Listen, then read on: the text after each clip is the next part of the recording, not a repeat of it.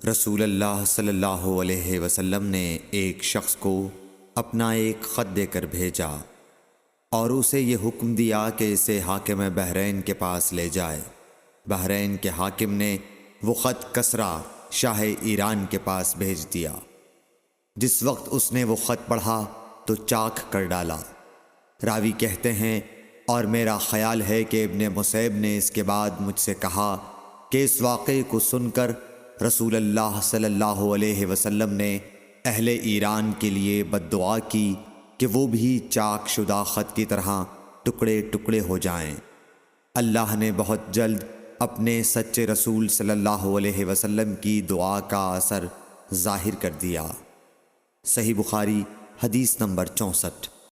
رسول اللہ صلی اللہ علیہ وسلم نے کسی بادشاہ کے نام دعوت اسلام دینے کے لیے ایک خط لکھا یا لکھنے کا ارادہ کیا تو آپ صلی اللہ علیہ وسلم سے کہا گیا کہ وہ بغیر مہر کے خط نہیں پڑھتے، یعنی بے مہر کے خط کو مستند نہیں سمجھتے۔ تب آپ صلی اللہ علیہ وسلم نے چاندی کی انگوٹھی بنوائی جس میں محمد الرسول اللہ کندہ تھا۔ صحیح بخاری حدیث نمبر 65۔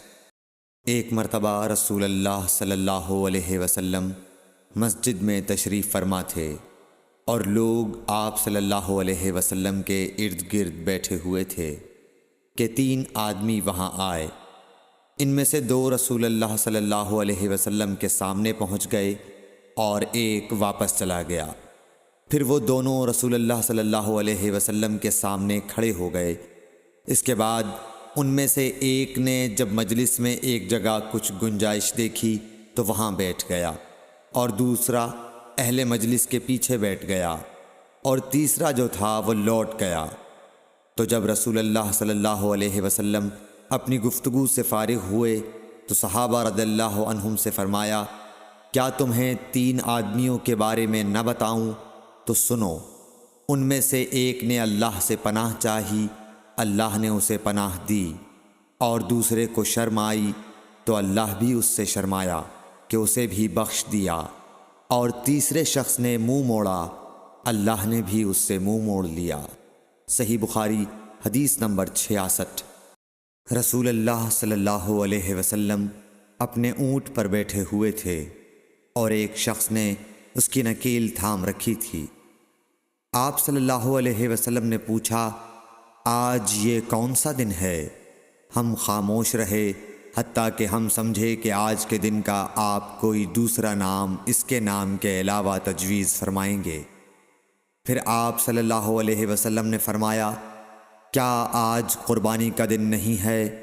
ہم نے عرض کیا، بے شک۔